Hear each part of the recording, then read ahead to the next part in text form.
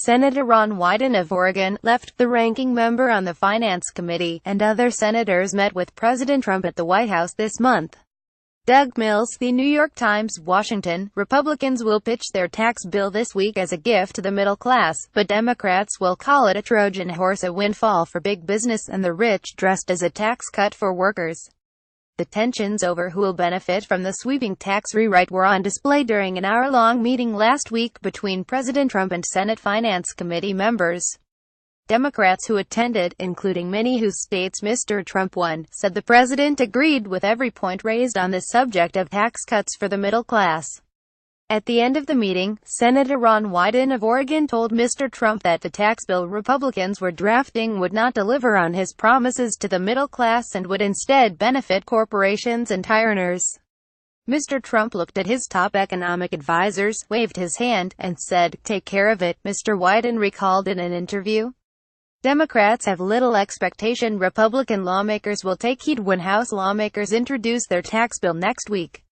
And Mr. Wyden and other Democrats are not waiting, they are already attacking the legislation as a bait-and-switch in the hopes that they can find a path forward to a bipartisan tax bill that they believe will truly benefit middle-class Americans. "This is a middle-class con job," Mr. Wyden said.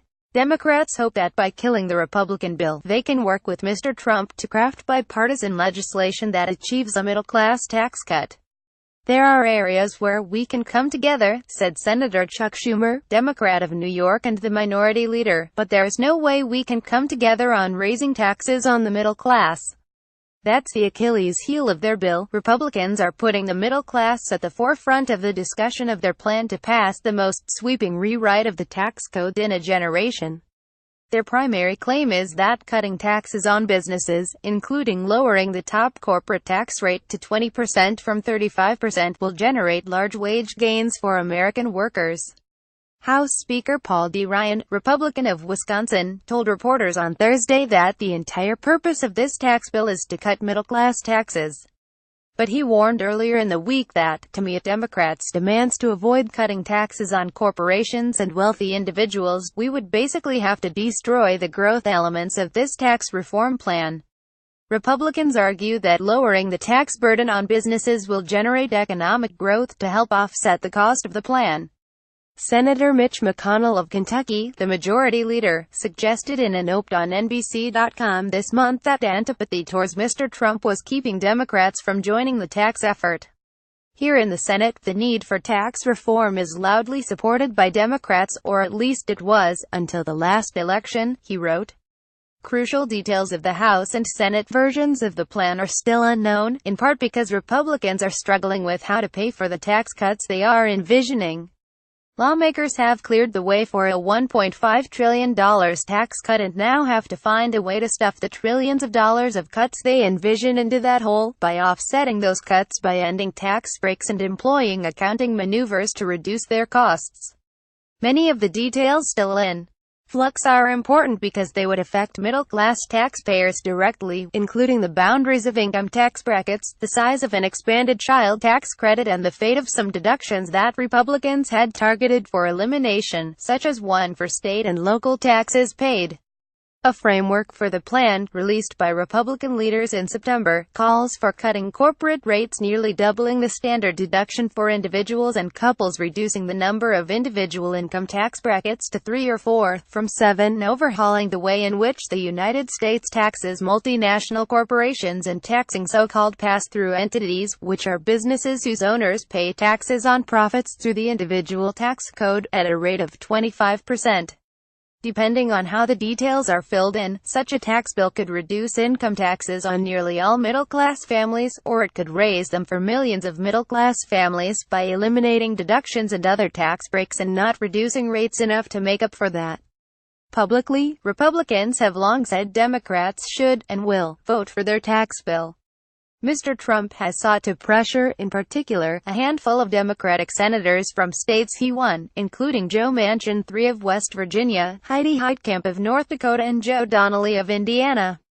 Mr. Trump invited several Democrats to the White House this month, along with every Republican on the Finance Committee, and placed Senator Claire McCaskill of Missouri, another Democrat from a state he won, next to him at the table.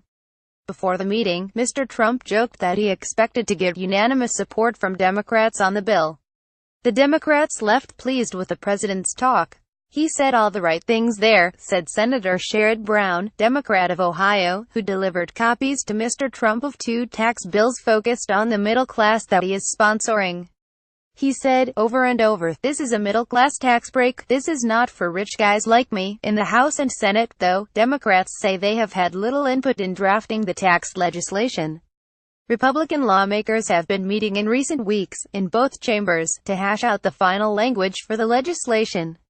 Democrats say they have not been invited. "It's hard to say that we're participating in a tax negotiation," said Representative Jim Himes, Democrat of Connecticut, who is chairman of the moderate New Democrat coalition. "We're not throwing up our arms. It's the start of a process." Mr. Himes and Democrats on the House Ways and Means Committee, including Susan Dalbina of Washington and Richard E. Neal of Massachusetts, the committee's top Democrat, said they have discussed the bill with the committee chairman, Representative Kevin Brady, Republican of Texas.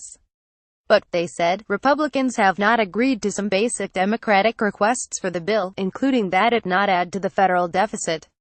Past overhauls of the tax code have been marked by bipartisanship, most recently in 1986, when Democrats such as Bill Bradley of New Jersey joined Republicans such as Robert Packwood of Oregon in delivering a bill to President Ronald Reagan.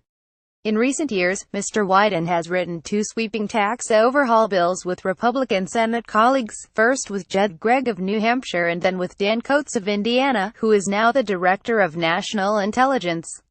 Some pieces of those plans are echoed in the Republican framework this year, including the consolidation of income tax brackets on the personal side, and the expansion of the standard deduction. Mr. Wyden's plans propose to nearly triple it.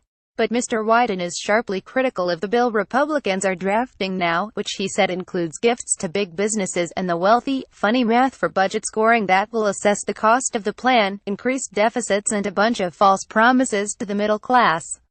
He said he hoped that the bill would collapse, and that Mr. Trump would turn to a bipartisan effort centered on the middle class instead.